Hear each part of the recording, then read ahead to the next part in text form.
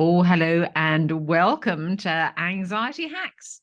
So, I'm your host, Kate Hudson-Hall, and I'm very excited to have you here. So, thank you for joining us.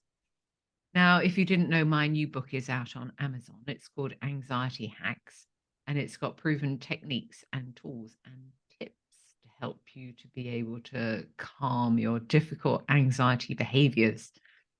And I have just completed the audiobook, which will be out in May 2023. So watch out for that. Now we have a very special guest today. Oh, yes. Now we have our guest. Her name is Cristal Cook. Now, Cristal has always had a passion for rescuing animals, creating adventures, and helping the underdog. She's taken a meandering career path that involves several professionals, including CPA, FBI special agent, and ultimately finding her passion as a licensed clinical social worker. For the past 10 years, she resided in Europe, working with military teens and families. Her adventurous spirit was satisfied while doing what she loves, providing therapy, rescuing animals, and exploring the world. Currently, Cristal is living in the United States, speaking, writing, and providing mental health therapy in her private practice. So, Cristal, thank you so much for joining us. Oh, thank you for the invitation. It's so fun to be here with you. Yay! No, we're very pleased to have you on. We want to hear. So tell us about, sort of what brought you to the point of training to become a therapist. Oh gosh. Well, growing up, first of all, my first love was law enforcement. As a child, I had my own little detective agency. And I think my mother really wanted me to do something stable and logical, and encouraged me to be a CPA, an accountant. And I'm so glad I did it because I gained so much useful knowledge, but it was drudgery. Like, oh my gosh, like sitting at a desk doing paperwork and numbers. It's like, maybe I need to get more coffee, say hi to someone.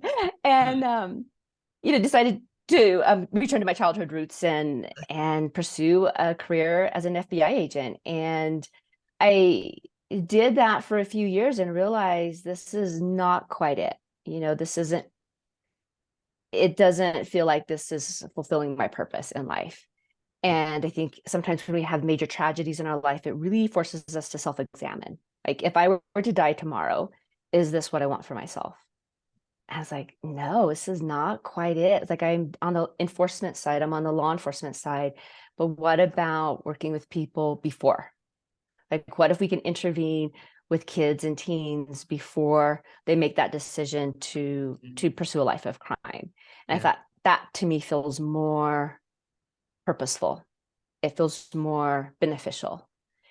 And I left, and people were dumbfounded and like, have you lost your ever loving mind? You've got this great career. It's good money. It's prestigious. And you're going to become a social worker? Like, you do realize they don't make any money, right? I mean, zero support. I mean, that's not true. There were some people that supported me, for sure. But a lot of people thought, you have lost your mind. But that is normal for me throughout life. I make decisions that to other people seem illogical or high risk. And so it's, I think, normal for me for people to have that like doubt. And for the past 20 years, that's what I've been doing, and I love it. And you can make money in social work if you want to. I mean, you don't have to be poor. But I love working with people and listening to stories and putting together patterns. As a therapist, you listen to stories and you put together patterns that people don't necessarily see. Yeah. And guiding them and just, I think, helping them find a different path or a different way to experience life that's more rewarding. Because when we suffer less, we have less distress in our life, we show up better in the world, and we're just happier. And when we can show up better in the world, it affects everybody around us. And yeah, so then for the last 10 years, I've been living overseas, and how fun was that? Living overseas and still doing what I love. Yeah, amazing. Hmm. Amazing. And then you moved back I moved to the back. Yeah, States. I What did. I made you? moved back. Uh, my parents were getting older, and I had been gone for 10 years, and the work wasn't as fulfilling anymore. And I had moved into a position of leadership, which it can be really a good experience. And I was missing that interaction with the clients. Mm, And I started writing, and I thought, I've done this for 10 years. I'm ready for something different. And so I moved back to the States, and I really wanted to get more into my writing and spend time with people stateside when you live overseas, at least for me, and then working full time, I don't have a lot of time off. So I was only seeing my family once or twice a year, yeah, yeah, and time is limited. And so I thought it's time to go back to the States and travel again, but have it be for fun. yeah, yeah. Hmm. And so have you've settled back in now and you're quite content. Yeah, I've settled back for the most part. I've settled back in. I do a lot of my work is online, telehealth, which I never ever thought I would do ever. As a therapist before, someone had mentioned, way back in like 2004, you should, really, maximize doing therapy online. Like, oh, that would never be a thing ever. And I should have done it, right? I would have been a millionaire. Um, but I like the clients like the convenience. Yes. If Yeah. it's easy, people are, especially if you talk about anxiety, if someone has anxiety, the more hoops they have to go through, the less motivated they are to get help, because it's frustrating and Yeah. it just makes their anxiety worse. So if it can be easy and they can be at home where they're more comfortable, then if that's helpful, then that's even better. Yeah, absolutely. And it's, Hmm. it's just as good, isn't it? Working, on Zoom or whatever You platform. do still feel that connection, don't you? You still Yeah. get the facial expression. Hmm. Yeah. Yeah. Yeah. So tell us, so with your clients, so if your client had severe anxiety, so what would you suggest to them? Hmm. When I have clients with anxiety, to me, anxiety is a complex, right? There's just not one size fits all. There's so much with Yeah. anxiety. What I do, and I think you're wanting probably more of a simple answer, but what I do with my clients is I give them the NEO personality profile, which is the big five. It's the neuroticism, extroversion, openness, and conscientiousness. And what that does is that gives me a baseline for them. Now it can change, but it gives me so then I kind of know where their anxiety baseline is. Is it that acute anxiety where, oh my gosh, I'm going to miss my plane, and they're freaking out and they panic? Some people can stay really calm under pressure, or is it kind of always they're anxious about a lot of things? Or are they on the other extreme where they're calm? So it gives me baseline. And then it helps to just start off by saying your baseline anxiety is a little bit higher than the norm. Does it mean it's bad or good? It just means that what you feel is more intense than other people. So that kind of gives us a starting point. And then oftentimes with anxiety, is it situational? Like, are you or someone you love going through a major health crisis? And that's where the anxiety is. And you're going to feel that for a period of time. And there's nothing you can do about it other than really learning a lot of coping mechanisms. And so I teach a lot of what I call distress tolerance skills.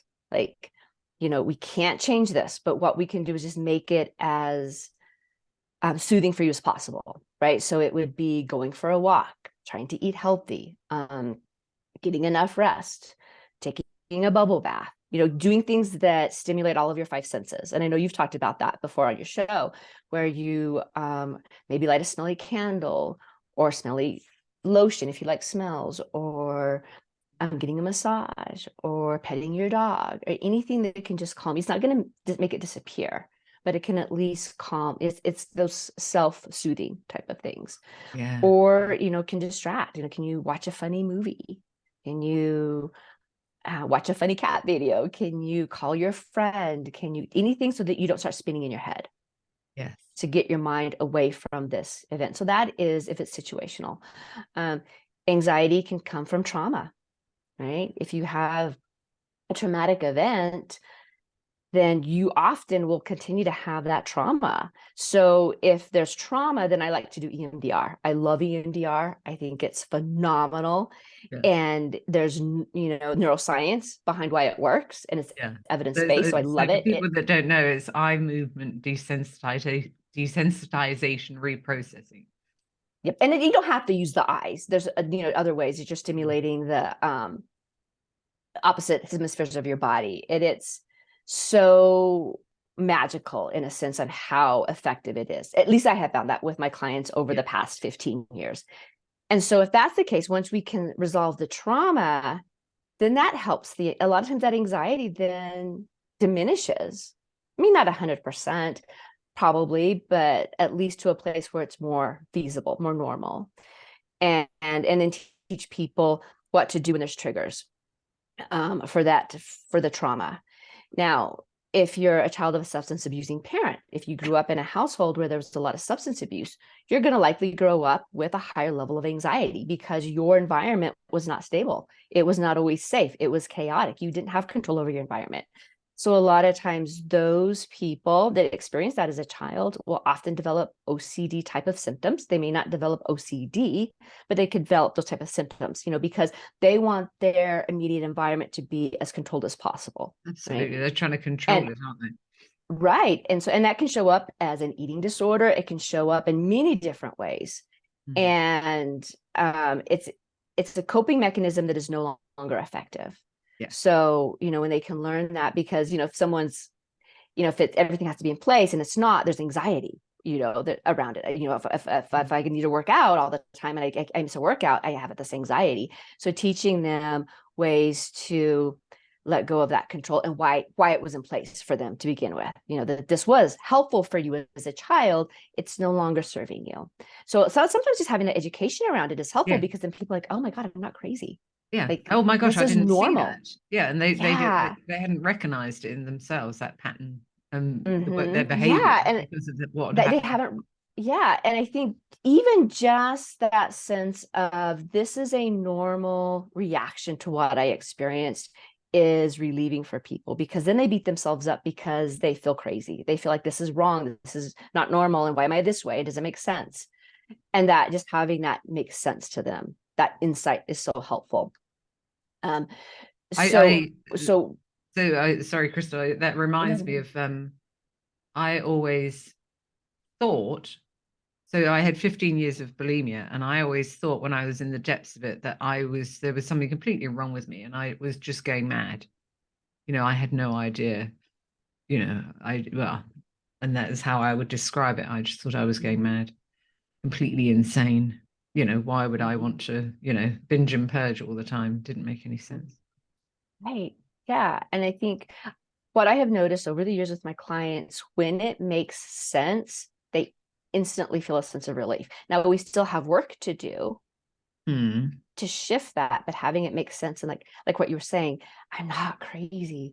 The shame goes away in a lot of ways. Like, I don't have shame once around I this sort anymore. of began to unravel it, and the number of different reasons why I was behaving, why I'd gone down that route, there was many, many different reasons. One of them was, I was sexually abused when I was 9, and then when I was 18, and then another time when I was in my 20s. And so it was just, that for that, those reasons in itself. There's many other reasons why, but beginning to unravel that and understand that within yourself is so powerful. Absolutely. Absolutely. And realizing that for people to understand, like, wow, I had this great coping skill. This was like my superpower, because it was meant to help me at some time, but it's not really helping me anymore. But there was a reason I did that. Yeah. And to kind of shift that perspective, because when we can shift the perspective on how we look at things, everything changes. Yeah. And it's kind of loosening that pressure that you put on yourself, that you're just, there's just something wrong with you. Yeah, absolutely. There's not something wrong with you. Yeah. That's so helpful. Yeah. And really recognizing what is at the core of the anxiety, and then really looking at that and healing that, and then getting skills on how to manage it when it pops up. I know you had a guest once that was talking about being an empath. some people are really sensitive to other people's emotions and feelings, and they can take on other people's stuff. And so it's like, okay, is this my stuff or is this someone else's stuff? And really recognizing that and learning strategies to not take on other people's stuff. Yeah, Is recognizing helpful. that's what you're doing in the first place. Because it can be really confusing, like, why am I feeling this way? I don't understand. Like, I don't have anything to be anxious about. It's like, well, but when you can look at the patterns, right? It's like, oh, well, look at this job that you have. You're working in this job that you're dealing with grief and loss all of the time, and you're dealing with people being sad and anxious and at their worst. I kind of think this is not you. I think that you're taking it on because of your sensitive nature. And that helps people. It's like, oh, okay, maybe this isn't a good job for me, or I love this job, but maybe I need to do other things to make sure that I, protect myself from it, and that I do a lot of self-care around it. Yeah, yeah, absolutely. And I think, I was saying about the bulimia that I had, and, within that, of course, was wrapped anxiety, sort of intertwined in everything that I did within that eating disorder. Yeah, anxiety shows up in so many places, and it's tricky because I worked with a lot of kids in the schools, and they put these kids on meds, on ADHD medication. And I worked in a community years ago where it was a lot of substance abuse, a lot of violence, a lot of child abuse, a lot of sexual abuse, where these kids did not have a safe home. When they went home, it was awful. And it was like, wait a minute, this child is not ADHD. This child is anxious because they're not safe. And their behaviors look like ADHD, but it's really anxiety. So that's why this medication isn't helping them.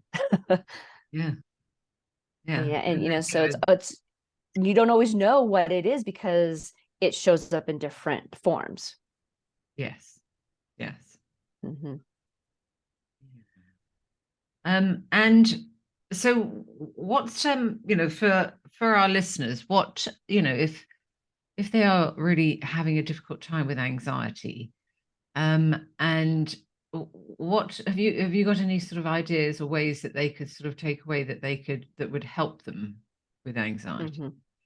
Right. If therapy or counseling is not an option, one of the books I loved is Eckhart Tolle, The Power of Now. Yeah. And he really helps you to stay in the moment, right? Because anxiety is where we're spinning off and thinking about the future, thinking about what if. And if we can just be present in the moment. Yeah. And I love all of his books. The Power of Now, and the next one after that, I think, is a New Earth. I can't remember. It's been a few years since I've read it. Yeah. But he really just it teaches you strategies to just stay in the moment, to be mindful, so that you get, to just, okay, stop. Deep breathing is huge, because when we go into that place of anxiety, we're in a sympathetic nervous system, which is fight or flight. Yeah. And we don't have access to our frontal lobe. And that's where we get a bellyache and our high blood pressure. And it's not a good place for us to stay in. So deep breathing, that deep belly breath where your stomach goes out. Deep breathing, and just have that be part of your practice. I think every morning that you wake up, take a minute. If you are into prayer, pray. If you could just have a moment of meditation, you don't have to sit for 20 minutes. You can sit for 1 minute and meditate and ground yourself. Have a visualization. Start off your day with gratitude. Yes. At the end of the day, do the same thing in the day with gratitude. I have found if there's something and I'm in the moment of a panic, okay, what are 3 things I'm thankful for right now? Okay, I'm thankful for it. And that takes me out of it. It's like, wait a minute, like, is this what I'm panicking over? Is this really life or death? Is this really worth panicking over? Like, so, and that kind of breaks me down. Whatever that anxiety shows up in so many different forms for people. But if it's that little voice in the head going, oh, this is not going to turn out well, just like, okay, is this true? Is this really true? Take a deep breath. Sometimes what I like to do is, or what I teach my clients is, okay, what is a calming color? Is it blue? Is it yellow? Is it orange? And just picture yourself being just wrapped in that color of a blanket, and take Yeah. your deep breath. Yeah. Absolutely. I Those like are that. just some off the top of my head, other than Yeah. the distress tolerance skills we And I talked think about as earlier. well, with the breathing, that it's really important that you bring in a good positive habit of continuing to each day to, like you said, when you get up in the morning, to practice your breathing, just even if it's just for 1 or 2 minutes, to practice the specific breathing. And then Mhm, throughout your day, have specific times you're going to practice it. So when you are anxious, then you're much more likely to draw mhm, on that pattern, because you've already been practicing it. Whereas if you're not practicing it, mhm, it's quite often can easy, you mhm. can forget. Have that be a practice. Yeah. And research shows meditation is highly effective with anxiety. Oh, And it yes. doesn't have to be, again, 30 minutes a day. It can be 5 minutes, 2 minutes, 1 minute. Yoga, exercise. Yeah. But I think it's not a quick fix. I mean, I think sometimes in our society, we want to take a pill and we want it to be instant. Like, I Yeah. want this to go away right at this moment. And it's kind of like, if you want to have a healthy lifestyle, it's not just you eat healthy and exercise one day and the rest of your life you never do it again. Yeah. It's a regular practice. And the more you do it, the more consistent you are with it, it does go away. Yeah. Or it goes Absolutely. to a level where it's manageable. Yeah. Yeah. Mhm. Over time. Yeah. And there's so many different ways, and I teach mindfulness as well. And that's just so powerful, like meditation, to learn how to bring yourself into the present moment and to Mhm. bring that into your everyday life and everything that you do, because you can practice mindfulness in most things that you can do. Mindfulness driving or walking, and cooking, and do folding the laundry, whatever it might be. You can practice mindfulness then. And it's actually Mhm. bringing yourself to that present moment. And it's just Mhm. so powerful. And they've done so much research on it now that proves physical changes in the brain that will help you to feel so much calmer. Absolutely. It could be just as easy as, when I'm cooking, what are the smells? What are the colors? Yeah. Putting my hand under the water, how warm is it? And I think we spend so much of our life not in the present moment, and we're missing life, right? Because we're worried about the future, we're regretting the past, Yeah. and the moment we're in right now disappears. Yeah. But that brings us back to that moment. Like, even if we're going for a walk, not talking on the phone, but what does it smell like?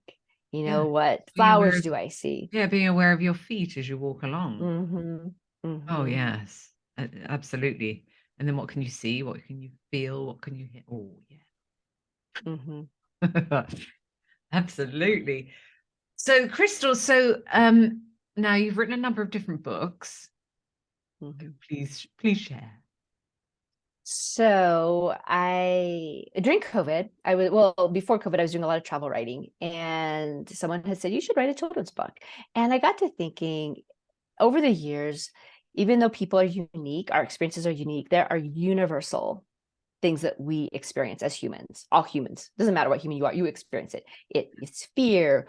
We all have had fear, and we've all been judged. We've all judged others. We've all wanted to help a friend in need. We've all been in a situation where we wanted to get out of it and it was uncomfortable. And I thought, well, what about if I could write, I love self-help books, but a self-help book for children, in a language, in a story where they could get lost in and have fun, and not be told what to do, but learn what the characters are doing, and watching the characters in a way that was as literature, not just a book, but actual literature. And because not all kids are going to ever be able to go to counseling, some kids don't have a parent that spends time with them. But if they could go to a library or a school library and find a book, there's thousands of books, so they may not ever find it, but they may pick it up, or a teacher may use it in their classroom, and they can look, oh, this is what I can do when I'm afraid. Mm-hmm. And fear, we talk about anxiety, anxiety really is a form of fear, and we all experience it. We have that real fear that we need to pay attention to. If we're walking our dog, if we're on the phone and it buses out of control racing towards us, we need to get out of the way. We need to pay attention to that. But there's that irrational fear, that fear in our head. Yeah. And it holds us back. And how do we break through that? But then also there is that, well, I shouldn't be afraid of this person. This person I'm supposed to trust. But why do I get this icky feeling? And I wanted kids to be able to listen to that feeling, because that's not clear, right? Yeah. It's not always, because I'm supposed to trust, Uncle Joey. Everybody loves Uncle Joey, but I don't feel comfortable with Uncle Joey. So I didn't want to have a book where, oh, this is a rational fear, so I need to ignore it. I wanted them to still pay attention to that spidey sense of something feels off. Yeah. And to get more information, get safe, get more information, while not letting your irrational fears hold you back from greatness. Marvelous, marvelous. Mm-hmm. And how can people find the books? Because you've got 2 out. I've And got then you're 2 just out about right to bring now. your 3rd out. Yeah, I've got 2 out. The 3rd one should be out later this year.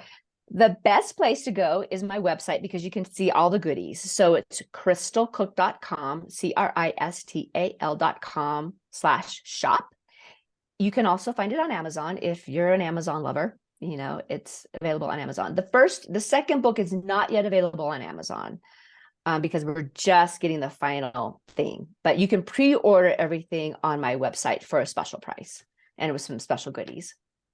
Oh yeah, nice. Oh, what a wonderful gift that would be to buy children. It would. And the illustrations, the artist that I hired is phenomenal. When you looked at the book, aren't those beautiful, illustrations absolutely fantastic? stunning? Yeah.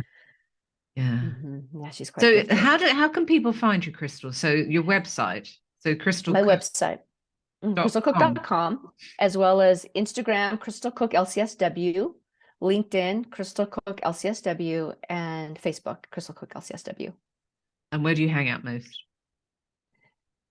I would say probably, all 3. LinkedIn seems to be the easy one, but not LinkedIn, Instagram. I do LinkedIn, but Instagram seems to be probably the most action. Yeah. Okay, we'll have to come and find you one there. Yeah. Oh gosh. Well, Cristal, thank you so much for joining us. Oh, thank you. This has been a fun conversation. Stuff I love to talk about, so I could go on for hours. Yeah. Oh, fabulous. Well, thank you so much. And thank you to everybody for listening. And make sure that before you go, you make sure that you subscribe to our podcast on Apple, iTunes, or wherever you listen. And of course, if you get a moment, if you could leave a review, that would be fantastic. So thank you to everybody for listening. And thank you, Cristal. And I look forward to speaking to you in the next episode.